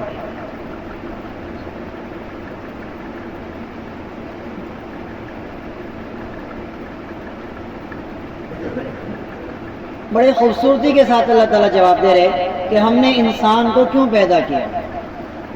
فرمایا الذی خلق الموت والحیات لیبلوکم ایکم احسن عملا, ہم نے انسان کو اس لیے پیدا کیا ہے تاکہ ہم جان سکیں کہ تم میں سے عمل کے اعتبار سے کون بہتر ہے. بات سمجھ آ رہی؟ یعنی معلوم ہوا کہ یہ جو دنیا ہے، یہ جو ہماری زندگی چل رہی ہے، یہ ہمارا ایگزام چل رہا ہے. یہ جو دنیا ہے یہ ہمارا ایگزامینیشن روم ہے، یہاں پر امتحان ہوتا ہے نا، امتحان کا کمرہ ہے یہ. یہاں پر ہمارا امتحان چل رہا ہے. ہمیں دونوں راستے دکھا دیے گئے، وہی یہاں پر بیان کیا گیا وَهَدَيْنَاهُ النَّجْدَيْنِ. ہم نے انسان کو عقل دی ہے، قرآن اس کے لیے اتارا ہے، محمد اس کے لیے بھیجے ہیں، اور پھر ہم نے اس کو سوچنے سمجھنے کی صلاحیت دی ہے. ہم نے اس کو دو آنکھیں دی ہیں تاکہ وہ صحیح اور غلط میں فیصلہ کر سکے. بات سمجھ آ گئی؟ کوئی بھی ہندو، کوئی بھی دوسرے مذہب کا انسان یہ نہیں کہہ سکتا اللہ تعالیٰ کو کہ اللہ آپ کی مرضی نہیں تھی اس لیے میں ایمان نہیں لایا، آپ کا حکم نہیں تھا اس لیے میں ایمان نہیں لایا. نہیں، اللہ نے فرمایا ہدیناہ النجدین، ہم نے دونوں راستے تمہیں دکھا دیے تھے. اگر تم اپنی عقل کا استعمال کرو تو تمہاری سمجھ میں یہ بات آ سکتی ہے کہ جس کو ہم اپنے ہاتھ سے بنا رہے ہیں، تراش رہے ہیں پتھر کو، کیا وہ ہمارا خدا ہو سکتا ہے؟ بات سمجھ آ رہی ہے؟ اگر تم کامن سینس یوز کرو تو تمہاری عقل میں یہ بات آ سکتی ہے کہ اگر اتنے سارے خدا ہوتے، جیسے کہ اگر آپ کسی ہندو سے پوچھیں تو آپ کو بتائے گا کہ بھائی ہمارے یہاں 36 کروڑ دیوی دیوتا ہیں. کتنے؟ 36 کروڑ. اگر ان کی عقل کام کرے یا وہ کامن سینس یوز کریں اور اپنی عقل کو وہ بالا طاق نہ رکھ کر کے اس کو استعمال میں لائیں اور وہ اس چیز پہ غور کریں کہ اگر ایک سے زیادہ خدا ہوتے تو آپس میں فساد ہو جاتا. اللہ تعالیٰ قرآن میں کہہ رہے پارہ نمبر 17 میں لَوْ كَانَ فِيهِمَا آلِهَةٌ إِلَّا اللَّهُ لَفَسَدَتَا. اگر ایک سے زیادہ خدا ہوتے، اگر ایک سے زیادہ اللہ ہوتے، اگر ایک سے زیادہ رب ہوتے، لَفَسَدَتَا، تو یقیناً فساد مچ جاتا، فساد ہو جاتا، فساد پھیل جاتا. بات سمجھ آ رہی ہے؟ ایک چاہتا کہ دن ہو، ایک چاہتا کہ رات ہو، ایک چاہتا کہ آپ کا ایک نکاح ہو اور دوسرا چاہتا 4 نکاح ہو. ہے بھائی، ایک چاہتا کہ آپ کی عمر 50 سال ہو، ایک چاہتا 500 سال ہو. تو مسائل تو آپس میں ہوتے نا، کہیں نہ کہیں تو انڈرسٹینڈنگ خراب ہوتی نا. لَوْ كَانَ فِيهِمَا آلِهَةٌ إِلَّا اللَّهُ، اگر اللہ ایک سے زیادہ ہوتا تو یقیناً زمین اور آسمان میں فساد پھیل جاتا. اللہ ایک ہے. بات سمجھ آ گئی ہے؟ تو اللہ تعالیٰ اس چیز کو بیان فرما رہے وَهَدَيْنَاهُ النَّجْدَيْنِ. ہم نے انسان کو عقل دی، 2 آنکھیں دی، سوچنے سمجھنے کی صلاحیت دی، اور تاکہ وہ صحیح اور غلط میں فیصلہ کر سکے. بات سمجھ آ گئی؟ آگے چلتے ہیں. فَلَقْتَحَمَ الْعَقَبَةَ. تم میں سے کوئی آدمی اس گھاٹی کو پار ہی نہیں کر پایا. وَمَا أَدْرَاكَ مَا الْعَقَبَةُ. کون سی گھاٹی ہے وہ؟ اے نبی آپ کو معلوم بھی ہے. فَكُّ رَقَبَةٍ، ایک غلام کو آزاد کرا دینا. غلام آزاد کرانے کا سلسلہ پہلے زمانے میں چلا کرتا تھا. جس وقت حکومتیں ہوتی تھی، بادشاہت ہوتی تھی، اس وقت غلاموں کا سلسلہ تھا. اس کے بعد یہ پوری دنیا سے ختم کر دیا گیا غلاموں کا سلسلہ. اب پوری دنیا میں کہیں پر بھی غلام نہیں پائے جاتے، اب سب آزاد ہیں. ٹھیک ہے؟ اب اگر کوئی آدمی اس کا ثواب حاصل کرنا چاہے تو وہ کیسے کرے گا؟ یہ سوال آپ کے ذہن میں پیدا ہو سکتا ہے نا. یار اگر میں غلام آزاد کرنے کا ثواب حاصل کرنا چاہوں تو میں کیسے ثواب حاصل کروں گا؟ علماء نے کتابوں میں لکھا ہے، توجہ دیجیے ذرا، نیند تو نہیں آ رہی؟ کچھ لوگوں کو نیند آ رہی ہے، توجہ دیجیے. اگر آپ میں سے کوئی آدمی یہ چاہتا ہے کہ میں غلام آزاد کرنے کا ثواب حاصل کروں تو کیسے کروں؟ علماء نے لکھا ہے کہ جو لوگ جیلوں میں بے قصور بند ہیں اور آپ کو معلوم ہے کہ ہاں یہ بالکل بے قصور ہے، اس کو پھنسایا گیا ہے، الزام لگایا گیا ہے، آپ اس کی رہائی کرا دیجئے، آپ کو غلام آزاد کرنے کے برابر ثواب ملے. اللہ اکبر. بات سمجھ آ رہی ہے؟ اصل میں مسئلہ یہ ہے کہ ہمارے یہاں دینداری صرف اسی کو سمجھا جاتا ہے کہ سر پہ ٹوپی رکھ لو، داڑھی رکھ لو، پاجامہ جو ہے وہ بالکل ایک دم ٹخنوں سے بہت اوپر تک، چھوٹے بھائی کا پاجامہ اور بڑے بھائی کا کرتا. بات سمجھ آ رہی ہے؟ اور 5 ٹائم مسجد میں حاضری لگاؤ، بس تم بن گئے دیندار. بات سمجھ آ رہی ہے؟ مطلب دینداری کا جو ایک ذہن بنا دیا گیا ہمارا، بس وہ اسی حد تک محدود کر دیا گیا ہے. اس سے اوپر آدمی سوچتا ہی نہیں ہے. اگر آپ کے خاندان میں، آپ کے پڑوس میں، آپ کے دوستوں میں، آپ کے تعلقات میں کوئی بندہ جیل میں بند ہے تو مجھے بتائیے کون ایسا ہے جو اس کے لیے فکر مند ہوتا ہے؟ کوئی بھی نہیں ہوتا. اس کے گھر والے جانے، وہ جانے، بات ختم. میرے بھائی یہ بھی دین ہے. اگر آپ کسی بے قصور کو جیل سے رہا کراتے ہیں اپنی زکوٰۃ کے پیسے سے، اپنے صدقے کے پیسے سے، تو قرآن پاک میں پارہ نمبر 10 میں اللہ تعالیٰ فرماتے ہیں تمہاری زکوٰۃ کا بہترین طریقہ اگر خرچ کرنے کا کوئی ہے تو یہ بھی ہے کہ تم بے قصور جیلوں میں بند کو رہا کراؤ. اپنی زکوٰۃ وہاں پر بھی لگائیے، قرآن میں حکم ہے اس چیز کا. بات سمجھ میں آ رہی ہے آپ کو؟ جو بے قصور جیلوں میں بند ہیں قرآن میں حکم دیا جا رہا ہے پارہ نمبر 10 میں انما الصدقات للفقراء، اس والی آیت میں، کہ تم اپنی زکوٰۃ کو ایسی جگہ پر بھی خرچ کرو کہ تاکہ تم بے قصوروں کو جیل سے رہا کرا سکو. اگر آپ میں سے کوئی میرا بھائی ایسا ہے جو یہ چاہتا ہے کہ میں غلام آزاد کرنے کا ثواب حاصل کروں تو اس کو چاہیے کہ وہ بے قصور جیلوں میں بند لوگوں کو رہا کرانے کی فکر کرے انشاءاللہ. تو یہاں پر بیان کیا گیا فک رقبہ او اطعام فی یوم ذی مسغبہ. یوم ذی مسغبہ کون سے دن ہوتے ہیں؟ فرمایا ایسے وقت میں کھانا کھلانا جس وقت غربت چھائی ہوئی ہو. جیسے کرونا کال، کرونا کال میں غربت چھا گئی تھی نا کرونا کال. اس وقت کھانا کھلانا یہ بہت بڑے درجے کا ثواب ہے. لیکن ایسا کمینہ پن دیکھا گیا، دوسروں کو کیا گلا کریں، اپنوں ہی سے گلا ہے کہ جو چینی 40 روپے تھی وہ 100 روپے بیچی ہے. بھائی ایسا ہی ہے نا. ایسی مجبوری کا فائدہ اٹھایا. اللہ کی پناہ، کیا ان لوگوں کو اللہ کا ڈر نہیں رہا تھا؟ کیا وہ لوگ یہ سوچ رہے تھے کہ قیامت تک کی رقم اکٹھی کر لیں گے ہم؟ شرم آنی چاہیے ایسے مسلمانوں کو جو دوسرے مسلمان بھائیوں کی مصیبت سے فائدہ اٹھائے. اور یہ قریب قریب جس کا جہاں موقع ملا، جس نے جہاں کاٹنا چاہا اس نے وہی کاٹا. دونوں ہاتھ میں، ایک میں چھری اور ایک میں چاپڑ لے کے کھڑے ہوئے تھے لوگ کرونا کال میں. جس کا جہاں موقع ملا اس نے وہیں کاٹا، اس نے وہیں دبایا. تو میرے بھائی مسلمان کی مجبوری کا فائدہ اٹھانا یہ بہت بڑا گناہ ہے. یاد رکھیں میری بات کو. بات سمجھ آ رہی ہے؟ ایک حدیث سنا دو اگر اجازت ہو. نیند آ رہی ہے میرے خیال سے، جلدی بند کرتے ہیں، معاملے پورا کرتے ہیں. ایک حدیث سنا دو. آپ حیران ہوں گے اس حدیث کو سنیں اور آپ کہیں گے مولانا ایسا بھی کہیں ہوتا ہے کہ کسی نئی بات بتا رہے آپ؟ ایسا تو کہیں بھی نہیں ہوتا دنیا میں. بلا آپ نئی نئی باتیں بتاؤ ہمیشہ.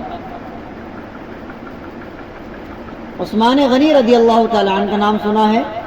صحابی ہیں عثمان غنی. عثمان غنی رضی اللہ تعالیٰ عنہ کے پاس ایک صحابی آئے اپنا گھوڑا لے کر. کیا لے کر آئے؟ ایک گھوڑا لے کر آئے اور کہنے لگے میرے پاس بڑے مسئلے ہیں، بڑی غربت ہے میرے پاس، آپ یہ گھوڑا خرید لیں، سستے میں خرید لیں بس آپ. عثمان غنی نے ان کی طرف دیکھا اور پوچھا بھائی کتنے پیسے چاہیے، کتنے سکے چاہیے؟ تو وہ کہنے لگے مجھے 5 سکے چاہیے. عثمان غنی رضی اللہ تعالیٰ عنہ کہنے لگے، اس گھوڑے کو اچھے سے انہوں نے معائنہ کیا، اوپر سے نیچے تک دیکھا. کہنے لگے اگر میں تجھے اس کے 6 دوں؟ تو وہ صحابی کہنے لگے آپ کا شکریہ. عثمان غنی کہنے لگے اگر میں تجھے اس کے 7 دوں؟ کہنے لگے جی آپ کا شکریہ. وہ کہنے لگے اگر میں تجھے اس کے 10 دوں؟ اب وہ صحابی کہنے لگے کیوں میرا مذاق کر رہے ہو غریب آدمی کا؟ بھلا ایسا تھوڑی ہوتا ہے. کیونکہ رواج تو، رسم دنیا تو یہ ہے کہ آدمی خریدنے والا یہ کوشش کرتا ہے کہ کم سے کم کرا لوں ریٹ. یہ رسم ہے نا، رسم دنیا یہی ہے نا. خریدنے والا ہمیشہ کوشش کرتا ہے کہ کم سے کم کراؤں، اور آپ کوشش کر رہے ہیں کہ میں بڑھا رہا ہوں. میں نے 5 مانگے تھے، آپ 10 پہ آ گئے. عثمان غنی کہنے لگے اگر میں اس کے تجھے 15 دوں، اس گھوڑے کے میں تجھے 15 دوں؟ اب وہ صحابی کو آ گیا غصہ، کیونکہ پیٹ میں روٹی نہیں تھی، جسم پہ کپڑا نہیں تھا، اور گرمی عرب کی بے پناہ ہوتی ہے. انہیں آ گیا غصہ. وہ کہنے لگے عثمان گھوڑا لینا ہے تو لے، نہیں تو میرا دماغ مت خراب کر، گرمی بہت لگ رہی ہے مجھے. یہ میرے الفاظ ہیں. سمجھ آ رہی ہے؟ تیرے دماغ کی دہی نہ کرے، یہ لینا ہے تو لے لے، نہیں تو مجھے فارغ کر۔ عثمان غنی رضی اللہ تعالیٰ عنہ کا غلام بھی کھڑا ہوا ہے برابر میں، تو کان میں کہنے لگا امیر المومنین آپ بڑھا رہے ہیں، آپ کو تو گھٹانا چاہیے، 5 میں تو یہ بہت ہی اعلیٰ ترین گھوڑا ہے۔ عثمان غنی رضی اللہ تعالیٰ عنہ نے کنکھیوں سے اس کی طرف دیکھا۔ کنکھیاں سمجھتے ہیں؟ کنکھیاں سمجھتے ہیں؟ ترچھی نگاہیں، ایسے یوں نگاہوں سے دیکھنا، ایسے ترچھی نگاہوں سے، یعنی اظہار ناراضگی سے۔ ہمارے یہاں ہوتا ہے نا اظہار ناراضگی، منہ بنا کر دیکھنا، تو حضرت عثمان غنی نے ترچھی نگاہوں سے اس کی طرف دیکھا، کنکھیوں سے دیکھا، اور کہنے لگے اللہ کا خوف نہیں ہے تجھے؟ اس کو پتہ نہیں ہے کہ اس کے گھوڑے کی قیمت کیا ہے، اور تو جا میری تجوری میں سے 50 سکے نکال کے لا اور اس کو اس گھوڑے کے ادا کر۔ 5 مانگے تھے انہوں نے، کتنے؟ 5، اور دیے کتنے؟ 50۔ عثمان غنی نے کیا جواب دیا کہ اس کو اس گھوڑے کی قیمت کا پتہ ہی نہیں تھا۔ یہ 50 آپ ریال کہہ لیجئے اس کو، یا پھر آپ سکے کہہ لیجئے، کہ 50 سکوں کی قیمت کا یہ گھوڑا تھا، اس کو پتہ ہی نہیں تھا کہ میرا گھوڑا اتنا قیمتی ہے۔ سمجھ آ رہی ہے؟ کچھ پلے پڑی بات میں کیا بتانا چاہ رہا ہوں؟ اس کا نام ہے ایمانداری، اس کا نام ہے ایمانداری، جو کہ آج پائی نہیں جاتی میرے بھائی کہیں۔ تو یہ چیز ہمیں سکھا رہی ہے، او اطعام فی یوم ذی مسغبہ، یوم ذی مسغبہ، یوم کہتے ہیں دنوں کو، مسغبہ کہتے ہیں پریشانی، حالت تنگی والے دن۔ جس وقت غربت چھائی ہو اس وقت غربا کو کھانا کھلانا یہ اللہ کو بڑا پسند ہے۔ یتیما ذا مقربہ، اور کھانا بھی اس کو کھلائیے جو آپ کے رشتہ داروں میں یتیم ہے۔ سب سے پہلے رشتہ داروں کا خیال میرے بھائی، مدرسے کا خیال بعد میں، بات سمجھ آ رہی؟ مسجد کا خیال سمجھ آ رہی؟ ساری چیزوں کا خیال سب سے پہلے کس کا خیال ہے؟ یتیمن ذا مقربہ، مقربہ رشتہ دار۔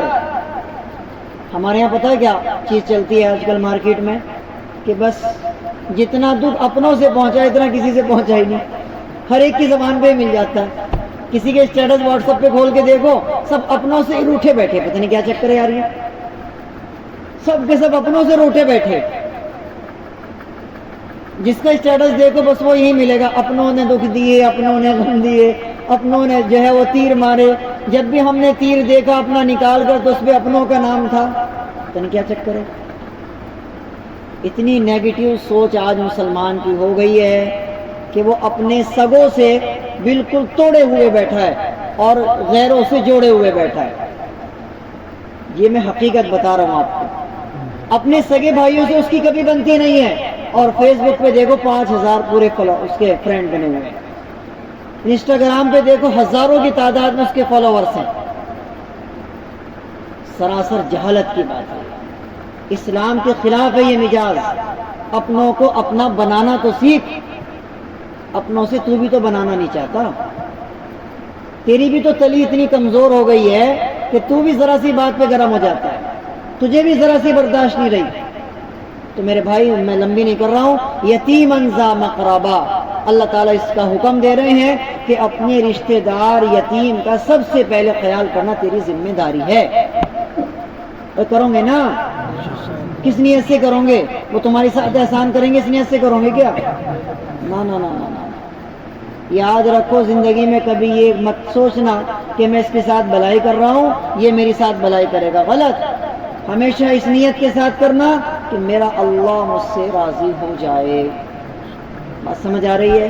آپ کسی کو قرضہ دے رہے، آپ کسی کی مدد کر رہے، آپ کسی کو کھانا کھلا رہے، کپڑا دے رہے، کیا وجہ؟ اللہ مجھ سے راضی ہو جائے۔ انشاءاللہ آگے چلتے ہیں۔ او مسکین ذا مقربہ، یا پھر ایسا مسکین جس کے پاس نہ کھانے کو ہو نہ پہننے کو ہو، آپ اس کی مدد کرتے ہیں، اللہ کو یہ چیز بڑی پسند ہے۔ آگے فرمایا ثم كان من الذين آمنوا وتواصوا بالصبر وتواصوا بالمرحمہ، اے وہ لوگ جو ایمان لائے اور نیک عمل کیے، وتواصوا بالصبر، صبر سے کام لو، وتواصوا بالمرحمہ، اور نرمی سے کام لو۔ دیکھو صبر کا دوسرا نام نرمی ہے، یاد رکھو، صبر کا دوسرا نام کیا ہے؟ کسی شاعر نے بڑا خوبصورت کہا ہے کہ میری خاموشی کو میری کمزوری نہ سمجھنا، میں اپنے فیصلے خدا پہ چھوڑ دیتا ہوں۔ کیسا رہا؟ بڑھیا رہا نا؟ میں اپنی خاموشی کو میری کمزوری نہ سمجھنا، میں اپنے فیصلے خدا پہ چھوڑ دیتا ہوں۔ تو میرے بھائی صبر کرنا سیکھیے۔ کس سے سیکھو گے صبر کرنا؟ محمد الرسول اللہ سے صبر کرنا سیکھیے۔ کس سے سیکھو گے صبر کرنا؟ حضرت فاطمہ سے سیکھیے، عائشہ سے سیکھیے، خدیجہ سے سیکھیے صبر کرنا، محمد الرسول اللہ سے سیکھیے صبر، اور حضرت ایوب سے سیکھیے صبر، حضرت یوسف سے سیکھیے صبر، زلیخا سے سیکھیے صبر۔ زلیخا نے 40 سال یا ایک روایت کے مطابق 30 سال انتظار کیا یوسف کا۔ کتنے سال؟ 30 سال انتظار کیا یوسف کا۔ تو میرے بھائی صبر کرنا سیکھیے۔ صبر کس چیز کا نام ہے؟ وَتَوَاسَوْا بِالصَّبْرِ وَتَوَاسَوْا بِالْمَرْحَمَةِ، اور صبر سے کام لو اور نرمی سے کام لو۔ یہ دو چیزوں کا اللہ تعالیٰ نے ایک ساتھ بیان کیا۔ اس سے معلوم ہوتا ہے کہ صبر کا دوسرا نام نرمی ہے۔ انشاءاللہ جب ہم یہ کریں گے، فرمایا اولئک اصحاب المیمنہ، یہ اللہ کے پسندیدہ ترین لوگ ہیں جن کے اندر صبر ہے، جن کے اندر نرمی ہے، جن کے اندر غریبوں کو کھانا کھلانا ہے، جن کے اندر رشتہ داروں کا حق ادا کرنا ہے۔ یہ کون ہے؟ اللہ کے پسندیدہ ترین لوگ ہیں۔ آگے فرمایا والذین کفروا بآیاتنا هم اصحاب المشأمہ، اور جو لوگ کفر کرتے ہیں ہماری آیتوں کا، یقیناً وہ بڑے کم بخت اور بدبخت ہیں اور بائیں ہاتھ والے ہیں۔ مشأمہ کہتے ہیں بائیں ہاتھ والے۔ علیہم نار موصدہ، اللہ تعالیٰ ان کے اوپر ایسی آگ کو مسلط کرے گا جو ان کو چاروں طرف سے بھانپ لے گا۔ تو یہ آج کی تفسیر اور آج کا ترجمہ رہا۔ امید ہے اس سورت سے آپ نے بہت کچھ سیکھا ہوگا انشاءاللہ، اور بہت کچھ آپ کو انشاءاللہ تعالیٰ اس سورت سے نصیحتیں ملی ہوں گی۔ اس سورت کے بارے میں کچھ اور فضائل بھی آپ حضرات ہمیشہ کی طرح آج بھی سن لیجئے۔ علماء نے کچھ باتیں اس سورت کے بارے میں لکھی ہیں۔ بچے کے جس وقت دانت نکل رہے ہیں تو ماں اور باپ اس وقت بڑے پریشان ہو جاتے ہیں، نہ وہ رات کو سو پاتا نہ وہ دن میں سو پاتا، ہر وقت وہ روتا ہی رہتا ہے۔ تو علماء نے کتابوں میں لکھا ہے کہ 3 مرتبہ لا اقسم بہذا البلد، 3 مرتبہ اس سورت کو پڑھ کے شہد پر پھونک مارے اور بچے کے مسوڑوں پر اس شہد کو لگاتے رہیں، انشاءاللہ آسانی کے ساتھ دانت نکلیں گے، اور بچہ جو پریشان آپ کو کر رہا ہے انشاءاللہ وہ پریشان کرنا چھوڑ دے گا۔ ہے نا آسان؟ بڑھیا ہے، یاد رہے گا انشاءاللہ، یاد رکھیے گا۔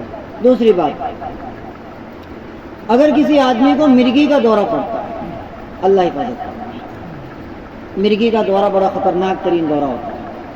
مرگی کے دورے کی کئی قسمیں ہیں، ایک وہ ہے جس میں جھاگ نکلتا ہے، ایک وہ ہے جس میں ہاتھ پیر مڑ جاتے ہیں، ایک وہ ہے جس میں انسان بے ہوش، الگ الگ طریقے کے مرگی کے دورے ہوتے ہیں۔ اللہ حفاظت فرمائے۔ تو علماء نے لکھا ہے کتابوں میں، اگر کسی آدمی کو مرگی کا دورہ پڑتا ہے تو 11 مرتبہ لا اقسم بہذا البلد اس سورت کو آپ پڑھیے، پانی پر دم کیجئے اور اس مریض کو وہ پانی پلائیے اور اس کے اوپر چھڑکیے، انشاءاللہ امید ہے اللہ کی ذات سے مرگی کے دورے کی شکایت رفتہ رفتہ ختم ہو جائے گی۔ دیکھو میں ہمیشہ کہتا ہوں، یقین جتنا مضبوط ہوگا شفا اتنی جلدی حاصل ہوگی، نہیں تو سارا قرآن بھی گھول کے پی جاؤں گے، کچھ ہونے والا یقین ہونا چاہیے آپ کو انشاءاللہ۔ تیسری بات، اگر آپ کسی شہر میں جاتے ہیں، بہت سے لوگ یہاں بیٹھے ہوئے ہیں کاروبار کرنے والے، آئے دن ان کا سفر ہوتا رہتا ہے، آج اس شہر میں، کل کو اس شہر میں، پرسوں کو تیسرے شہر میں۔ علماء نے لکھا ہے کتابوں میں، جب آپ کسی نئے شہر میں داخل ہوں تو داخل ہونے سے پہلے اسٹیشن پر 1 مرتبہ اس سورت کو پڑھ لیا کریں اور اپنے اوپر دم کر لیا کریں، انشاءاللہ اس شہر کے شر سے اور اس شہر میں رہنے والے لوگوں کے شر سے انشاءاللہ آپ محفوظ ہو جائیں گے۔ بات سمجھ آ رہی ہے؟ اور وہ شہر انشاءاللہ کسی بھی طریقے سے آپ کو تکلیف نہیں دے پائے گا۔ اسی طریقے سے جب آپ وہاں سے واپس ہوں گے تو آپ بالکل خوش ہوں گے، یعنی آپ کو غم نہیں ہونے کا۔ علماء نے کتنا بہترین بات ہے، کتنا بہترین نسخہ ہے یہ. جب بھی کسی شہر میں داخل ہو تو لا اقسم بہذا البلد، اس شہر میں اترنے سے پہلے ایک مرتبہ پڑھ لو اور اپنے اوپر دم کر لو. ہے نا بہترین بات؟ یاد رکھیں. اسی طریقے سے اگر بچے کو نظر ہو گئی ہے، بچے کو نظر ہو گئی ہے، بچے کو نظر ماں کی بھی ہو جاتی ہے سب سے زیادہ. یاد رکھیں سب سے زیادہ نظر ماں کو بچے کی ہوتی ہے. بچے کو جو نظر ہوتی ہے وہ اپنی ماں کی ہوتی ہے. یاد رکھیں باپ کی اور ماں کی نظر بہت زیادہ لگتی ہے. تو بچے کو نظر ہو گئی ہے اور اس کی پہچان یہ ہے کہ بلا وجہ ہی رو رہا ہے، نہ اس کے پیٹ میں درد ہے نہ اس کو کوئی اور تکلیف ہے. ڈاکٹر نے سارے چیک اپ کر لیے، سب کچھ کر لیا، لیکن وہ چپ ہونے کا نام نہیں لے رہا. اور اس نے ساری نانی دادی سب کچھ یاد دلا دیا اور بندے کو احساس ہونا شروع ہو گیا یار میں نے نکاح کیوں کیا تھا بھائی، کیا ہو گیا تھا، مطلب کون سی گھڑی تھی وہ جو میں نے نکاح کیا تھا. جیسے کہ مجھے اب کبھی کبھی یاد آتا ہے کیا مسئلہ بھائی، پوری رات ہو جاتی ہے، کبھی یہ رو رہا تو کبھی یہ رو رہی، سمجھ میں نہیں آتا مسئلہ کیا. تو اگر بچے کو نظر ہو جائے اور وہ چپ ہونے کا نام ہی نہ لے رہا ہو بالکل، تو علماء نے کتابوں میں لکھا ہے 11 مرتبہ لا اقسم بہذا البلد کو پڑھیے. کتنی مرتبہ؟ 11 مرتبہ پڑھیے اور بچے کے دونوں کان میں پھونک مار دیجیے، انشاءاللہ اس کی نظر اتر جائے گی. یہ نظر اتارنے کا بہترین نسخہ ہے، یاد رہے گا انشاءاللہ. تو بچہ اگر بلا وجہ رو رہا ہو یا اس کے علاوہ بچہ بیمار پڑ رہا ہو یا اس کو شفا حاصل نہ ہو رہی ہو یا اور کوئی معاملہ اس کے ساتھ ایسا ہو گیا ہو تو لہٰذا آپ 11 مرتبہ پڑھیے اور اس کے دونوں کانوں میں پھونک مار دیجئے. 11 دن تک آپ یہ کام کر سکتے ہیں. کتنے دن؟ 11 دن تک آپ کر سکتے ہیں، انشاءاللہ اس کی نظر اتر جائے گی. اسی طریقے سے اگر آپ خواب کی بات کرتے ہیں، یعنی کوئی آدمی اس صورت کو خواب میں دیکھتا ہے، لکھی ہوئی ہے کہیں، یا کوئی آدمی اس صورت کو خواب میں پڑھتا ہے، یا کوئی آدمی اس صورت کو خواب میں سنتا ہے، اس کے کان میں آواز آ رہی ہے کہ کوئی آدمی لا اقسم بہذا البلد یہ پڑھ کر سنا رہا ہے، تو علماء نے لکھا ہے کہ اللہ اس کے رزق میں بے پناہ برکت دیں گے اور اس کا دل غریبوں کو کھانا کھلانے میں سب سے زیادہ مائل ہوگا. اگر کوئی آدمی اس صورت کو خواب میں دیکھتا ہے تو وہ آدمی غریبوں کے لیے کھانے کا بہت زیادہ انتظام کرے گا. ایک مطلب اس کا یہ ہے. دوسرا مطلب یہ ہے کہ وہ آدمی قسمیں خوب کھائے پائے، خوب قسمیں کھائے گا اور اپنی قسموں پہ کبھی بھی کھرا نہیں اترے گا اور پھر شرمندہ ہوگا. یعنی معلوم ہوا کہ اگر کوئی آدمی اس کو بار بار خواب میں دیکھتا ہے اور اس کے رزق میں تو برکت نہیں ہو رہی ہے تو لہٰذا اس کو چاہیے کہ وہ قسموں کے بارے میں احتیاط برتنا شروع کر دے. انشاءاللہ قسمیں نہیں کھانی ہے. قسم اگر کبھی کھانی پڑ جائے تو قسم صرف اللہ کی کھانا جائز ہے، یاد رکھیں. خاص طور سے ہمارے نوجوان جو بیٹھے ہیں اکثر قسم کھاتے ہیں، تیری قسم، تیری ماں کی قسم، تیرے باپ کی قسم، تیری سر کی قسم ہے بھائی، تیری اماں کی قسم، تیرے ابا کی قسم. تو اکثر یہ قسمیں بہت کھاتے ہیں. تو لہٰذا یاد رکھیے قسم کھانا بالکل حلال نہیں ہے، بالکل جائز نہیں ہے قسم کھانا سوائے اللہ کے. صرف آپ اللہ کی قسم کھا سکتے ہیں. یا پھر علماء نے لکھا ہے کہ بہت مجبوری میں آپ قرآن پاک کی قسم بھی کھا سکتے ہیں، کیونکہ قرآن پاک بھی اللہ سے نکلا ہوا کلام ہے. بات سمجھ آ گئی؟ اس کے علاوہ محمد کی قسم، امی کی قسم، ابا کی قسم، بھائی بہن کی قسم، کوئی قسم کھانا جائز نہیں. یاد رہے گی بات انشاءاللہ. تو صرف آپ اللہ کی قسم کھا سکتے ہیں یا پھر آپ قرآن کی قسم بہت مجبوری میں کھا سکتے ہیں. اس کے علاوہ کسی کی قسم کھانا جائز نہیں. اللہ مجھے بھی آپ کو بھی عمل کی توفیق عطا فرمائے. درود شریف پڑھ لیجئے، دعا کرتے ہیں انشاءاللہ.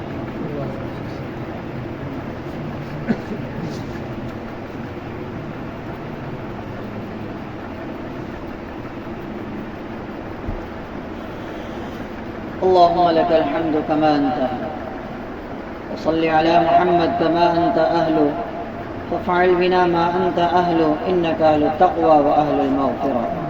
اللهم ربنا آتنا في الدنيا حسنة وفي الآخرة حسنة وقنا عذاب النار. اے اللہ ہمارے گناہوں کو معاف فرما. اے اللہ پاک ہم نے قرآن پاک کو سیکھا ہے، قرآن پاک کا ترجمہ جانا ہے. اے اللہ اس کے فضائل کو سمجھا ہے. اے اللہ اس کے حلال کو حلال سمجھا. اے اللہ اس کے حرام کو حرام سمجھا ہے. اے اللہ قرآن پاک کے سلسلے کو اپنی بارگاہ میں قبول فرما لے۔ اے اللہ جن بھائیوں نے بڑے شوق کے ساتھ قرآن پاک کو سمجھا ہے، اے اللہ ان کے سمجھنے کو قبول فرما۔ اے اللہ قرآن پاک کو ہمیں اپنی عملی زندگی میں لانے کی توفیق عطا فرمائے۔ اے اللہ قرآن پاک کا ہمیں شوق، قرآن پاک کی ہمیں محبت، قرآن پاک سے ہمیں جڑنے کی توفیق نصیب فرما دے۔ اے اللہ پاک ہمارا اوڑھنا بچھونا قرآن پاک ہو جائے، ایسی ہمیں توفیق عطا فرما۔ اے اللہ پاک پیدا ہونے سے لے کے مرنے دم تک اپنی زندگی کو قرآن پاک کے مطابق ہم گزاریں، ایسی ہمیں توفیق عطا فرما۔ اے اللہ پاک قرآن پاک کی محبت عطا فرما، قرآن پاک کا جنون عطا فرما، قرآن پاک کی محبت عطا فرما، قرآن پاک کا عشق عطا فرما۔ اے اللہ پاک فلسطینیوں کے بارے میں ہم نے سنا ہے کہ اگر وہاں ایک گھر میں 20 آدمی ہیں تو 20 کے 20 حافظ ہوتے ہیں۔ اے اللہ ہمیں بھی ایسی توفیق نصیب فرما کہ ہم بھی قرآن پاک کی اتنی محبت کرنے لگیں کہ ہر گھر کا ممبر قرآن کا حافظ ہونے لگے۔ اے اللہ ہمیں قرآن پاک کو سمجھ کر پڑھنے کی توفیق عطا فرما۔ اے اللہ تیرے نبی نے فرمایا تھا کہ کوئی آدمی نفلیں پڑھتا ہے اور کوئی آدمی قرآن پاک کی آیت کو سمجھ کے پڑھتا ہے تو اللہ کو یہ زیادہ پسند ہے جو قرآن کو سمجھ کے پڑھتا ہے۔ اے اللہ ہمارے یہاں بیٹھنے کو قبول فرمائے، اے اللہ ہمارے یہاں بیٹھنے کو قبول فرمائے، اے اللہ یہاں بیٹھنے کی برکت سے ہمارے بیماروں کو شفا عطا فرمائے۔ اے اللہ جو جادو جنات میں مبتلا ہیں، اے اللہ ان کو بھی شفا عطا فرما۔ اے اللہ جو جسمانی بیماریوں میں ہیں ان کو بھی شفا عطا فرما۔ اے اللہ جو اسپتالوں میں ہیں، اے اللہ ان کو بھی شفا عطا فرما۔ اے اللہ جو لا علاج بیماریوں میں ہیں، اے اللہ ان کو بھی شفا عطا فرما۔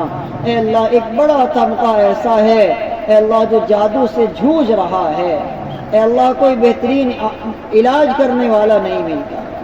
اے اللہ ایک بڑا طبقہ ایسا ہے جو جناتوں کے معاملے میں جھوج رہا ہے، اے اللہ ان کی مدد فرما۔ اے اللہ ان کے گھر میں سکون عطا فرما۔ اے اللہ ان کے یقین کو اتنا مضبوط بنا دے، اے اللہ کہ قل هو اللہ ان کے لیے کافی ہو جائے۔ اے اللہ یقین کو اتنا مضبوط بنا دے کہ سورہ فلق سورہ ناس کافی ہو جائے۔ اے اللہ میں نے دیکھا ہے، اے اللہ میں نے دیکھا ہے گھروں کے سکون ختم ہو گئے ہیں، اے اللہ ان تمام گھروں میں سکون عطا فرما، زندگیوں میں سکون عطا فرما۔ اے میرے مولا، اے میرے مولا بسے بسائے گھر اجاڑ دیے ہیں، اے اللہ ان لوگوں کو شرم عطا فرما۔ اے اللہ جو جادو کے پیچھے رہتے ہیں، اے اللہ دوسروں کی زندگیاں برباد کرنے پر تلے رہتے ہیں، اے اللہ ان کو عقل سلیم عطا فرما۔ اے اللہ اگر ان کے مقدر میں ہدایت نہیں ہے، اے اللہ انہیں نیست نابود فرما، اے اللہ انہیں نیست نابود فرما، اے اللہ ان کا بیڑا غرق فرما۔ اے اللہ جنہوں نے دوسروں کے گھر اجاڑ دیے ہیں، اے اللہ دوسروں کی زندگیاں برباد کر دی ہیں، اے اللہ ایسے کتنے ہی گھر ہیں اے اللہ جو جادو اور جنات کی وجہ سے پریشان ہیں، اے اللہ ان گھروں میں، اے اللہ ان گھروں میں سکون عطا فرما۔ اے اللہ آپ اگر چاہیں، اے اللہ آپ کے لیے کوئی چیز ناممکن نہیں ہے، کوئی چیز مشکل نہیں ہے۔ اے میرے کریم اور رحیم اللہ، اے اللہ آپ کے لفظ کن کہنے کی دیر ہے، اے اللہ ہماری بگڑیاں سنور جائیں گی، ہمارے کاروبار بھی سدھر جائیں گے، ہمارے گھروں میں سکون بھی آ جائے گا، ہمارے بے نمازی نمازی بن جائیں گے، اے اللہ ہمارے سود خور سود کو چھوڑ دیں گے، اے اللہ ہمارے وہ بھائی جنہوں نے اپنی بہنوں کا حصہ جائیداد میں سے نہیں دیا ہے، اے اللہ وہ بھی جائیداد میں سے حصہ دینے کو تیار ہو جائیں گے۔ اے اللہ آپ کے لفظ کن کہنے کی دیر ہے میرے مولا، ہماری بگڑیاں سنور جائیں گی، ہمارے مسئلے حل ہو جائیں گے۔ اے اللہ ہم بے سہارا ہیں، آپ کے علاوہ کوئی سہارا نظر نہیں آتا ہے۔ اے اللہ اگر آپ نے ایسے تنہا چھوڑ دیا، اے میرے مولا آپ کے علاوہ کوئی دوسرا اللہ نہیں ہے، اے اللہ کوئی دوسرا رب نہیں ہے، اے اللہ اس قرآن کی برکت سے اے اللہ ہمارے تمام ان حضرات جو الجھے ہوئے ہیں، پریشانیوں میں ہیں، تکلیفوں میں ہیں، جسمانی بیماریاں، روحانی بیماریاں، قرضے کی پریشانیاں، اے اللہ روزی کی پریشانیاں، اے اللہ ان تمام کے مسائل کو حل فرما، ان کی زندگیوں میں سکون عطا فرما۔ اے اللہ جو ہمارے بھائی اپنا گھر چھوڑ کر نکلے ہوئے ہیں، اے اللہ جو 4 مہینے میں ہیں، سال میں ہیں، 5 مہینے میں ہیں، بیرون میں ہیں، اے اللہ چلے میں ہیں، عشرے میں ہیں، اے اللہ 3 دن میں ہیں یا 24 گھنٹے میں ہیں، اے اللہ ان کے نکلنے کو قبول فرما، اے اللہ ان کے نکلنے کو قبول فرما۔ اے اللہ امت مسلمہ کے ہر مسلمان مرد و عورت کو اپنی راہ کے لیے قبول فرما۔ اے اللہ اپنے راستے میں نکلنا آسان فرما۔ اے اللہ جو نکلے ہوئے ہیں انہیں امیر کی تابعداری کے ساتھ وقت پورا کرنے کی توفیق عطا فرما۔ اے اللہ انہیں یہ جذبات عطا فرما کہ اپنی زندگی کو بدلنا ہے۔ اے اللہ انہیں توفیق عطا فرما کہ وہ اپنے مقام پر جا کر 5 کاموں میں مضبوطی کے ساتھ جڑنے والے بن جائیں، ایسی توفیق عطا فرما۔ اے اللہ جو مانگ لیا وہ بھی عطا فرما۔ اے اللہ جو رہ گیا بغیر مانگے اپنے لامحدود خزانوں سے عطا فرما۔ اے اللہ آپ ہمارے دلوں کو جانتے ہیں نا، اے اللہ کس کے دل میں کیا ہے آپ کو تو پتہ ہی ہے۔ اے اللہ کون اپنے دل میں کیا تڑپ لیے بیٹھا ہے، کیا غم لیے بیٹھا ہے، آپ کو تو پتہ ہے میرے اللہ۔ اے اللہ بن مانگے عطا فرما۔ اے اللہ ہماری ان دعاؤں کو جناب محمد رسول اللہ صلی اللہ علیہ وسلم کی برکت سے، قرآن پاک کی برکت سے، صحابہ کرام کی برکت سے اپنی بارگاہ میں قبول و منظور فرما۔ صلی اللہ تعالی علی خیر خلقہ محمد وآلہ واصحابہ اجمعین برحمتک یا ارحم الراحمین والحمد للہ رب العالمین۔